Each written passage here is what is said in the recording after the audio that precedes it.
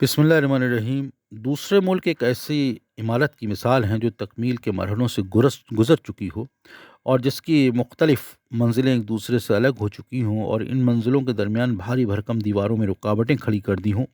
اور ان میں سے بعض منزلوں میں خدا موجود ہو اور کچھ میں فرشتے اور کچھ میں انسان زندگی بسر کرتا ہو۔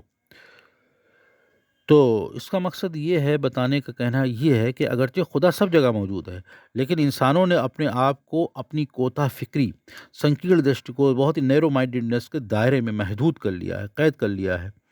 لیکن عرب کے ریگستانوں میں جس طرح کوئی رکاوٹ موجود نہیں جو نظروں کے سامنے آئے، اور جس طرف بھی نگاہ ڈالیں لامحدود صحرا اور بے پایاں بے حد بے انتہا آسمان ہی دکھائی دے گا، اسی طرح وہاں پر خدا اور فرشتوں کو پہچاننے میں بھی کوئی رکاوٹ موجود نہیں ہے۔ جب عرب کے صحراؤں میں خدا کے ساتھ رابطہ برقرار کرنا کوئی انہونی بات نہیں، تو یقیناً ایک پیغمبر کی پیدائش بھی کوئی حیران کن واقعہ تصور نہیں ہوتی تھی۔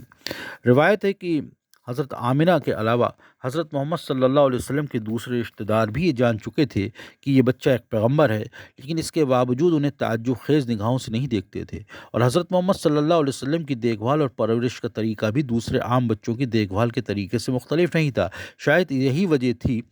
کہ اس بچے کو ایک عام بچے کی طرح دیکھا جاتا تھا۔ صرف پیغمبر بن کر دنیا میں آنا زیادہ اہمیت نہیں رکھتا تھا، بلکہ جس چیز کی اہمیت ہے وہ یہ ہے کہ ایک پیغمبر اپنی رسالت کو پایہ تکمیل تک پہنچا سکا یا نہیں۔ عرب کے 1,24,000 جو لگ بھگ پیغمبر ہوئے ہیں،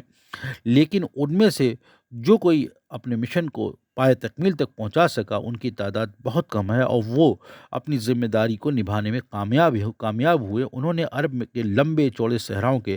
دامن میں ہی پرورش پائی۔ اور ایک بات اور ہے کہ عرب باشندے شروع میں جزیرہ عرب کے جنوب میں زندگی بسر کرتے تھے۔ وہ علاقہ بہت سرسبز اور شاداب تھا، جسے عربستان یا قزیب کے نام سے پکارا جاتا تھا۔ یونانیوں نے اس خطے کو عربیہ فلیکس کا نام دیا، جس کا مطلب ہے بارونق ولاد عرب، عرب کا بارونق شہر اور حاصل خیز ولاد عرب۔ مختلف جنگوں اور خشک سالیوں، سوکھوں اور پانی کے ڈیموں کی خرابی اور ویرانی کی بنا پر جنہیں وہ دریاؤں پر باندھتے تھے، عربی قوم کئی دوروں میں جزیرہ عرب کے جنوبی حصے سے کوچ کرنے پر مجبور ہو گئی، تاکہ جنوب کی طرف چاہے چونکہ جنوب کی طرف اور آگے بڑھنے کے راستے میں سمندر رکاوٹ تھا، لہٰذا انہوں نے مجبور ہو کر شمال اتر کا راستہ اختیار کیا، اور یوں اس مہاجرت کی بنا پر انہیں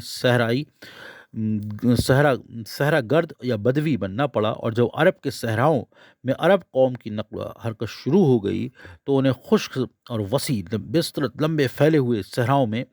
ریگستانوں میں مشکلات سے بھری زندگی گزارنے کے تقاضوں پر پورا اترنا پڑا۔ اس مہاجرت کے دوران اگرچہ کچھ لوگ سختیوں کی تاب نہ لاتے ہوئے اپنی جانیں گنوا بیٹھے، لیکن جو لوگ زندہ بچے وہ اس کڑی آزمائش سے گزرنے کے بعد ایک مضبوط اور با ارادہ شخصیت میں تبدیل ہو گئے۔